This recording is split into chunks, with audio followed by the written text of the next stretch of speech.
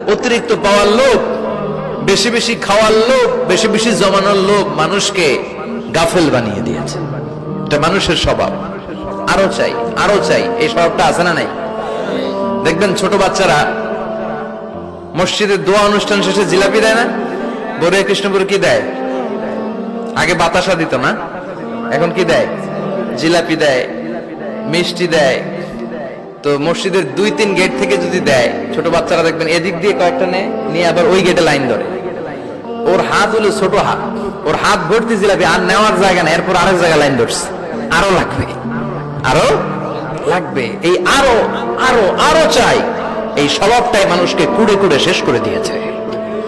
এত লাগবে কেন তোমার? চাহিদার কোনো শেষ নাই। Unlimited demand of human being. যার আছে বেশি তার চাই বেশি। যার সাইকেল আছে তার হুন্ডা চাই, হুন্ডা আছে তো প্রাইভেট কার চাই, প্রাইভেট কার আছে তো প্লেন চাই, প্লেন আছে তো হেলিকপ্টার চাই, হেলিকপ্টার আছে তো ওইটা চাই, ওইটা আছে তো সেটা চাই। ঠিক কিনা? এলাকার মেম্বার যে হয়েছে চেয়ারম্যান হতে চায়, আছে না নাই? চেয়ারম্যান সাহেব এমপি হতে চায়, আছে না নাই? এমপি সাহেব মন্ত্রী হতে চায়, আছে না নাই? মন্ত্রী সাহেব প্রধানমন্ত্রী হতে চায়, আছে না নাই? কিন্তু এই দেশে সুযোগ নাই। কথা কন। এই দেশে প্রধানমন্ত্রী সিলেক্টেড। 2-3 জনের বাইরে কেউ প্রধানমন্ত্রী হতে পারবি না। ঠিক কিনা? আমার এই জীবনে তো আমি 2-3 জনেরই দেখলাম। বেগম খালেদা জিয়া, মাননীয় প্রধানমন্ত্রী শেখ হাসিনার ছোট্টবেলা দেখেছি এরশাদকে। আমরা তখন ছোট। তো মানুষের চাহিদার কোনো শেষ নাই। যার আছে বেশি তার চাই বেশি। এজন্য বিষ্ণু বলেছেন, উনজুরু ইলা মান হুয়া আসফালা মিন, তোমার চেয়ে যে খারাপ আছে ওর দিকে তাকাও।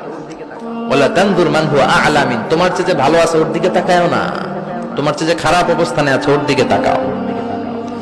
অনেকে নিজের অবস্থান নিয়ে সুখী না, এরকম আছে না নাই? আল্লাহ আমার এটা দিল না রে, ওইটা দিল না রে, পাইলাম না রে, কিচ্ছু হয় না, কি করব জীবনে, হতাশ। আসলে আছে কিন্তু অনেক, কিন্তু শুকরিয়া নাই, টাকা। ঠিক কিনা? নিজের অবস্থান নিয়ে সুখী না, কিন্তু অনেক লোক আছে তারা আপনার অবস্থানে পৌঁছতে চায়। তাদের দিকে তাকিয়ে দেখেন, আপনি যে অবস্থানে আছেন এই অবস্থানে পৌঁছাটা অনেকের কাছে স্বপ্ন। তারা প্রতিনিয়ত সংগ্রাম আর স্ট্রাগল করে যাচ্ছে আপনার অবস্থানে পৌঁছতে, আর আপনি এটা নিয়ে সন্তুষ্ট না। শেখ সাদির নাম শুনেছেন? বালাগাল উলা কাশাফাত দুজা, এই কবিতাটা রচয়িতা ইরানের বিখ্যাত এক কবি। উনি একবার আর্থিক সমস্যার মধ্যে দিয়ে সময় কাটাচ্ছেন, টাকা নাই, পয়সা নাই, পায়ে দেওয়ার মতো জুতা নাই।